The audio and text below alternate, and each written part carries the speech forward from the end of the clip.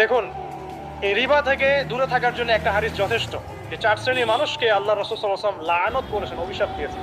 আল্লাহ পাক না খেয়ে মারবেন না ইনশাআল্লাহ, রিজিক আছে, খাবো ইনশাআল্লাহ। কিন্তু হয়তো বা অভাব হবে, টাকা পয়সা একটু কম হতে পারে, অন্যের 10 তলা ফ্ল্যাট হবে, আমার হবে না, ঠিক আছে, অন্যের এত বিঘা বিঘা জমি আমার হয়তো হবে না। কিন্তু ইনশাআল্লাহ তাআলা এই যে দুনিয়ার মুসাফিরের জীবনটা, এটা মুসাফিরের জীবন না? মুসাফিরের জীবনটা কেটেই যাবে ইনশাআল্লাহ। কাটবে না?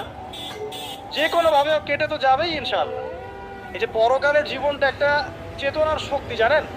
দুনিয়াতে যত বাধা বিপত্তি আসুক, গাল মন্দ খান, গীবত তহমত খান, কষ্ট হোক, নির্যাতন হোক, একটা বিষয় মনের মধ্যে শান্তি দেয়। কি শান্তি?